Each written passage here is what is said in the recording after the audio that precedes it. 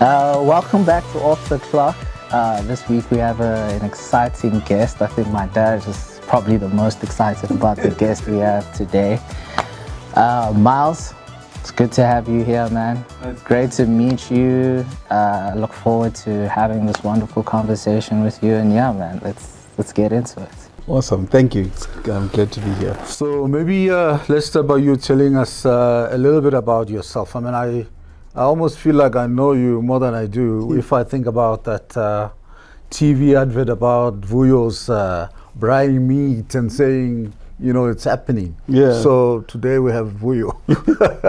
It's so weird. Even my mother now calls me Vuyo. It's sad.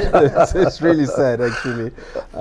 Yeah. Sad because you don't like the name, or like I think Vuyo on that advert looks so cool, right? I agree. Like, I agree. Connected with the community. There's so much emotion on that ad. Yeah, and I think I've been blessed because it was a true situation of life imitating art. You know, I saw the advert just in case your audience doesn't know what we are talking about. So there was this advert about this character called Vuyo, the big dreamer. It was actually a Hansa advert, and I'm a systems engineer by training, so I was working for Microsoft at the time, traveling the world and getting paid very nicely. And every time I got back home, I'd hear kids, guys going, "Oh, Vuyo is such a big dreamer." I was like, "Who's this Vuyo guy?" Right? And then I Googled to discover there was no Vuyo. It was a fictitious character dreamt up by an advertising agency. So I promptly trademarked it and I became Vuyo from that day on. And So that's how you came up with Vuyo? Yeah. I did it in reverse. And I essentially inherited a brand that SAB had spent 60 million rands building. And yeah, I literally, that's how my life started imitating art. And it's been fantastic. How's your sleep, man? How do you sleep? Do you sleep well? Sleep like a baby? With all those many things that you've got your fingers in? I think, you know, no weeks are the same. You know, I think it just depends on stress levels that I'm going through that week. But for the most part, I think I do sleep well. But, you know, sleep is one of those things. Who's to say, right? Like, I only know when I'm not sleeping well, if that makes any sense. You never know if you're sleeping well, but when it's the reverse, you definitely know. So I think for the most part, I'm blessed. Yeah, I think when you don't owe anybody or there's no one chasing you around, your sleep is 10x better. Where's my money? Yeah. Yeah. I think there's a direct correlation to one's sleep. What does Miles do in his spare time? What do you constitute as fun, relaxing, decompressing yourself? I know this is gonna sound like an esoteric answer, but it's true. I seriously enjoy what I do. So for me, like, work and play is one in the same. So it's very hard to, in fact, the times I most enjoy myself is when I'm doing research for the next thing I'm working on. That is like the most relaxing thing for me because it's like all the synapses are firing. You know, I'm just feeding off like, damn, that's cool. I didn't know that. And I'm learning. So I find that more therapeutic than anything else, to be honest with you. So, so I think, to sum it up, my relaxing times is when I'm either learning about what's the next thing I'm going to be working on. Wow. I mean, you just sound like somebody who's, flying stress-free. I mean, do you have stress? If you do, I mean, how do you deal with that stuff? As a chef now as well, it's like I don't spend as much time in the kitchen as I'd like, but because that's a very stressful environment, right? The kitchen, yeah. It's like, that's proper stress. You look like you're having flashbacks. Yeah, that's like, you know, but like everything, if you enjoy what you do, it kind of makes it easy. But yeah, the kitchen is proper rough. To answer your question about how do I deal with stress?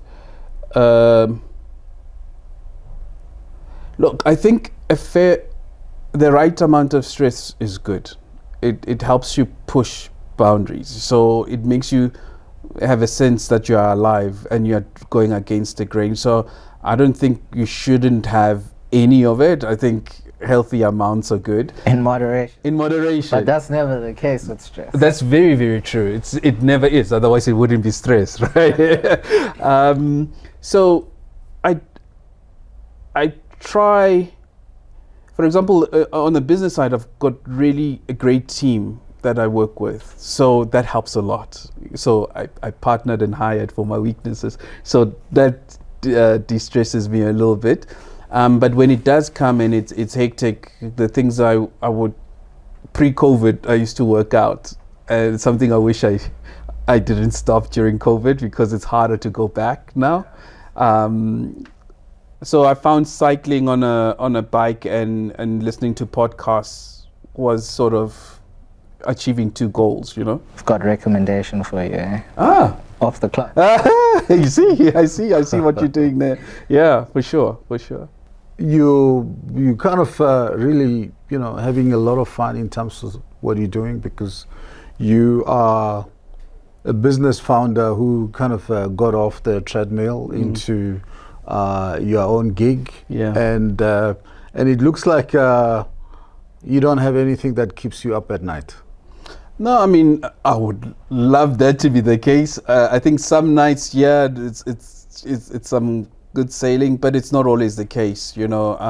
Obviously, when you're a founder, you're responsible for a lot of people's lives. So in fact, if you probably looked at my stress pattern, I think it kind of spikes closer to month ends, you know. And I think entrepreneur's nightmare. Yeah, you know, when we start new projects, like now Gwalisa, for example, which is we build these refillery model retailing shops for people to buy food based on the amount of money they have, as opposed to the pack size. So they come, Kokasi, Alex, or wherever, and you've got 145. We'll sell you flour for 145. We'll sell you a tea bag for 50 cents, an egg for 2 rand, and that business is doing phenomenally well.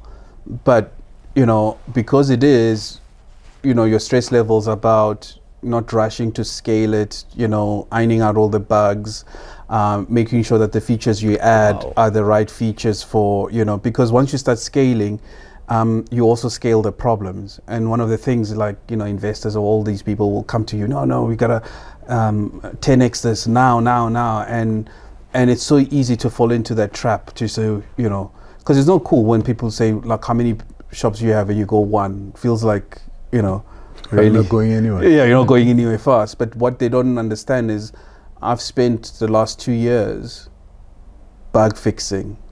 So, and there's nothing revolutionary about most of the stuff we build, including, you know, before I exited Voyos, I mean, it's a food business. But the differentiator is the time it takes to understand it.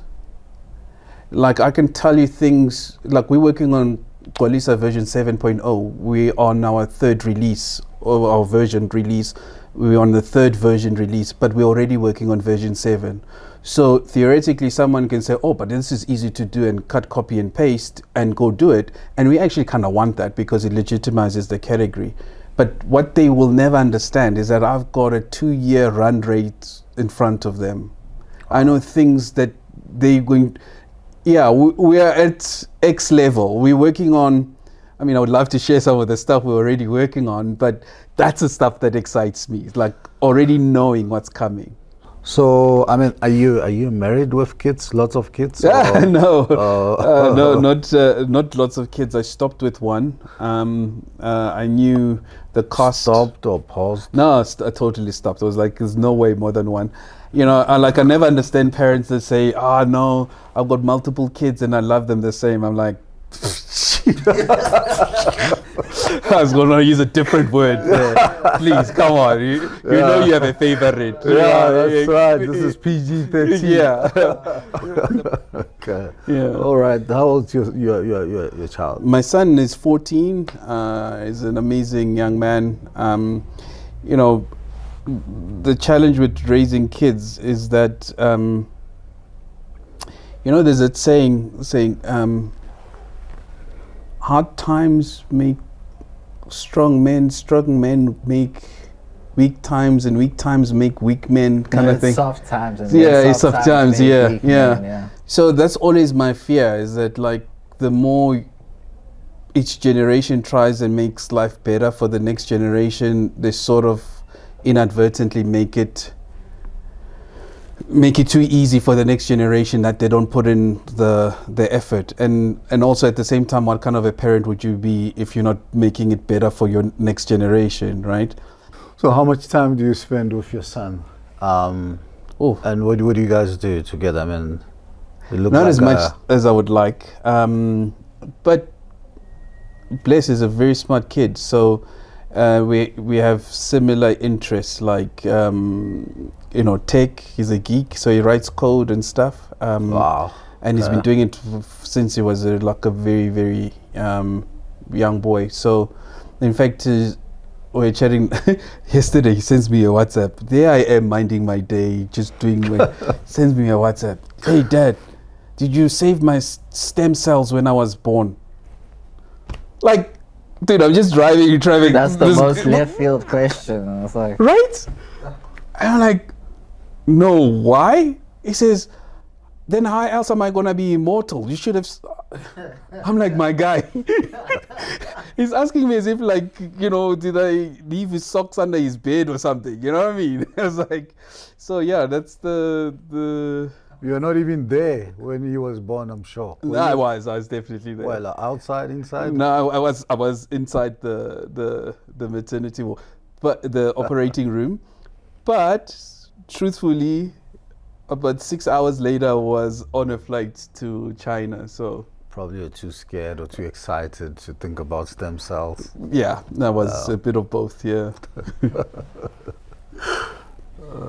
So, I mean, you sound like you have your life just sounds like it's just work, but you also just enjoy the work aspect. Yeah. So, like, what's the most adventurous thing that you've done or would like to do?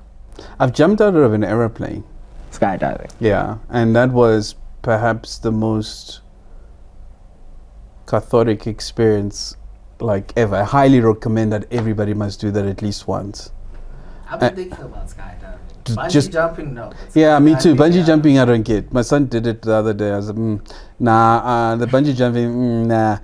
Jump out of an aeroplane. To put hair on your chest, but it's also the way I can best explain jumping out of an aeroplane. It's actually like starting a business, because you spend like 12 hours on the ground, them teaching you how not to die. In fact, it was my former business partners and I. We're running our first startup, and we're in a boardroom, and the one guy rocks up. He says, "This running the business stuff is not fun." Hey, we all look at him. We go, and it wasn't fun, because all you're doing is servicing clients, making sure you're getting paid and paying salaries. That's all you do. It's like, he says, "But this is our business. Well, surely we should have some fun." So we go around the table and say, "So what do you recommend?" He says, "Let's go jump out of a plane." I think he came in with this intention in mind already, right? He already knew. Sounds like you've been scammed. Yeah, and he set us up. So we're like, okay, if you organize it, we'll rock up. And he organized, and we went. So the first half of the day, we were on the ground, like literally from 7 a.m. till midday. All they're doing is just training you on how not to die. So we're like, but my guy, trying to die. This is not fun either, I mean, you will die if you mess. There's no. Yeah, but where's the fun element? Like, we were waiting for the fun, and then, so that's actually like starting a business. So a lot of people prepare themselves by either going to business school. So I call that the ground training stuff, right? But at some point after lunch, they load you onto the aeroplane. That's like when you've now, if you're in corporate, you've handed in your resignation. It's your last 30 days in corporate when the plane is taking off. And then you take off. That's when you leave your corporate gig now, end of that month end. Now you're like, okay. And then you get to altitude. And there it's loud because the plane is loud, there's wind. That's when everybody around you, your family is going, oh, dude, are you crazy? You just left a job at Microsoft, whatever. Like, it's all the noise. Everybody's like, dude, maybe you can still go back. What's wrong with you? What's wrong with you? Kind of thing. And then they open the door. That's when you rock up at your office as an entrepreneur and there's no one there because it's just it's empty. And then you jump. And the quiet after you jump, it is, well, actually after the parachute opens, it's so quiet. I liken that to your first month working for yourself. It's quiet. No phone rings. There's nothing. It's dead quiet. And you're by yourself. You're contemplating and you're seeing the ground getting closer. You're thinking, what was I thinking? Right? But an interesting thing then happens. All the training you learned on the ground, like making sure that your parachute, your canopy did open, automatically kicks in. And you start navigating. You see that's a train station. You don't want to go there. And you start navigating. And then you land. As soon as you land, you think to yourself, damn it, why didn't I do this earlier? Since you're also a chef, if you could have dinner with anyone in the world, past, present, celebrity, historical figure, and you're preparing that dinner, what would you make and who would you sit down and have dinner with? Steve Jobs, I think, would have been a cool person to have dinner with. Just because... Not Bill Gates? I worked for Bill, so... The novelty wore. Yeah, wore off. We saw it too many times. And also, I think the interest in Jobs over Gates is that Jobs built hard things like hardware, like, software. I mean, I've got respect for because it takes a different skill set, but making things is something I wish a lot of people knew how to do, because like everything we see is been built by somebody, right? So and I think if we did more of that and if people knew how to make more of that, we would advance humanity faster. So I think Steve Jobs did it before it was cool to make hard things and things that just that didn't exist at all, right? And made them into consumer goods. So I think I've got like an amazing deep found respect for that. I think maybe a close second would be Elon Musk, largely because of I think he then took it to the next degree, right? Just pushing the envelope type stuff. So yeah, I think those would be two interesting people to chat with. For example, again, as I was saying, I was in Stockholm. In winter, it's dark 10 months of the year. Dark and cold. I know. Right? So, yeah, sure, I'd like the lights to be on. Don't get me wrong, right? But, what I've learned is that people don't compare good with good.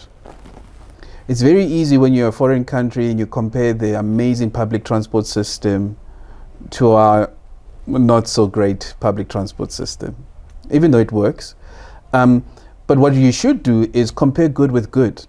Compare the good transport system with our great weather, with the humility of our people, with all the things that make South Africa great.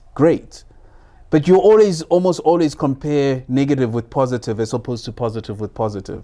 And if you compare positive with positive, South Africa, by any stretch of the imagination, is one of the top countries to live, if not the top country to live in. And the problems we have in South Africa, to be frank with you, are fixable, which is even a better problem. You can't fix bad weather, bruh. Yeah, the food is good, the weather is good. And also, I mean, people are generally very happy. And it looks like you've traveled the world. Yeah. You've been to hell and back. Yeah. And I mean, I've traveled a little bit the world as well. And I mean, you feel the warmth when you come home. Yes. And it's not because we are biased. It really, there is real warmth. It's a real, people smile at you in the supermarket, at a filling station, and talk to you. Yeah. I mean, I kind of remember moments when, I got to a filling station and the guys were like, happy to see me in my car and say, "Ooh, this is 10 to 7." Like, 6:50. Yeah, I get it. I mean, like, 10 to 7. Even that creativity, right? Just like South Africa, right? I see, So, since you've traveled the world, are there any traveling experience that have opened you to new experiences, Yeah. different perspectives? Which places were these? What made them special? Yeah, like I think we were chatting the other day. For example, I've been in 43 of the US states, right? So I've been to places in the US that you think it's more American than the Americans. Yeah, Americans don't go outside their own state, so or city for that matter. So that's I've been to places where media is powerful. So America looks great on media because Hollywood does a bloody awesome job. Like the Japanese do an awesome job with the chopsticks and the sushi. America, it's East Coast, New York, maybe Miami down there, and then West Coast, LA, San Francisco, and San California, Francisco, yeah. California. Vegas. But everything in between, it's like Springs, man, in the East End. It's like Boxback Benoni. like I think you get me when I say that. I don't even have to go further than that. So that's one. But the one thing I've learned a lot in traveling is I always ask the Uber drivers, like, how is it really? Like I was in New York just now, and the guy says, dude, I have to work 3 jobs to live in New York. South Africa is hardcore. Things are tough, right? Let's not confuse. And we're the most unequal country in the world. All true. True. But, guy has to work 3 jobs.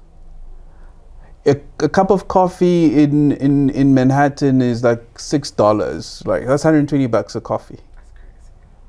And it's not a great cup of coffee. So South Africa, like our standard of living, and again, it's not for everybody because we have these challenges, but for the most part, people don't have to work 3 jobs just to make ends meet, right? So, and the Uber drivers will tell you. The one thing I do wish, having traveled and spent a lot of time with Uber drivers, in none of my trips have I had a South African drive me anywhere in the world. And yet every country in the world exports people. We need to export people. When you turn 19, if I had anything to do with it, I'll give you $10,000. Go be someone else's problem. I will stamp your visa with pride. Samai. $10,000 you go. Side, it doesn't work for me. You see, you left the door open. Me, Samai.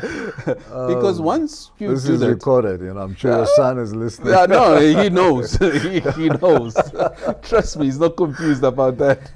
So we need to start exporting our youth to go be other people's problems, because it does 2 things. One, it gives them exposure. Exposure will quickly make you realize you've got it good back home, because you'll be a minority in someone else's country, and that will force you to graft. You'll work harder than you'll ever work. That's why minorities everywhere in the world outperform the people who live there. Because if it was great where they're coming from, guess what? They wouldn't be here, right? So that's one. 2, when you start exporting people, they are forced to create a community wherever they're going. So the next batch that comes will have a soft landing wherever that first batch was. So they create a community. And then what they do as the third point is they start sending money home. You get remittances. So, and they are in essentially foreign direct investment of some kind, because they're sending that money in dollars or whatever currency. So whatever, it starts building a self-fulfilling circle, which I think is an important one. I mean, I think where we see, and you can carry on after this, where we see South Africans going abroad, it's on the professional side, because if you look at the industry that I'm in, healthcare, where we have the best healthcare people, doctors, nurses, you name it. Those people are often The best skill that the we best export. skills you can get, and they're in the UK, the US, Australia, everywhere. Whereas you want to export more people that leave the country when they're young to go land From and those then countries, get the yes. diaspora back, 100%. you know, which is maybe a more balanced way. But you know, it's a free world. All Yeah. right, so something I wanted to ask you. You're a man of, I don't know, many things so far. If you could change careers just for a day, like let's say Monday, you're wearing a different hat, No more chef. no more chef, what would you choose to do for that day?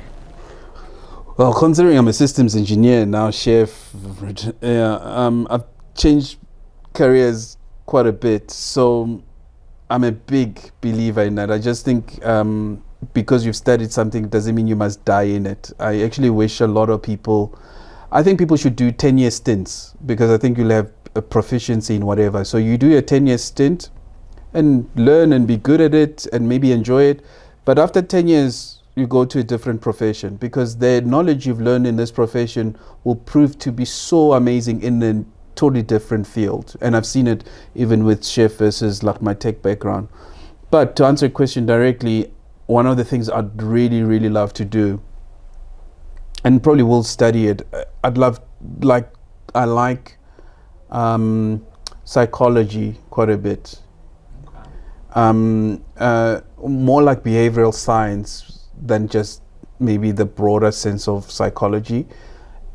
It's just, it amazes me how humans do things, you know. So like when I used to own Voyos, we'd have food trucks and we'd run queues like 20 people deep, but all the other food trucks would be empty. Ours would run a queue. And what I'd figured as a systems engineer was that people don't go to an empty anything. So I would slow down the chef was grilling, I'd whistle to him to slow down the pace until our queue was 20 deep.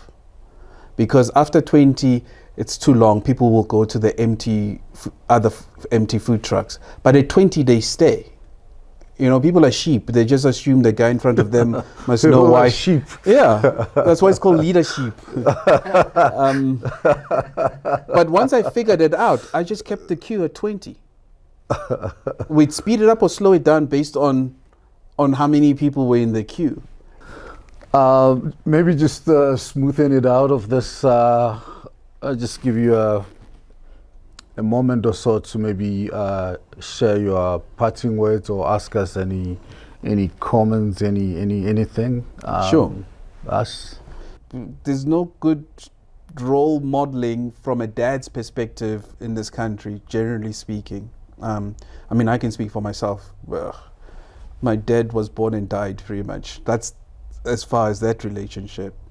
And I wouldn't have known that this is an important thing because I never had one, essentially. So I don't know what I don't know. And I had a great mother, so that more than made up for it.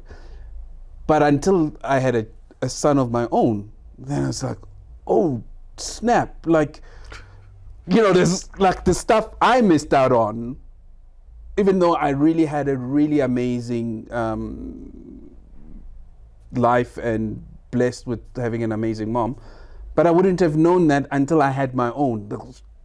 That there's actually a quantum you could measure of things I missed out on, right? So, yeah, I think that would be my parting shot, is that we need more of this. More of this? Yeah, so, yeah, well done, and go forth and prosper.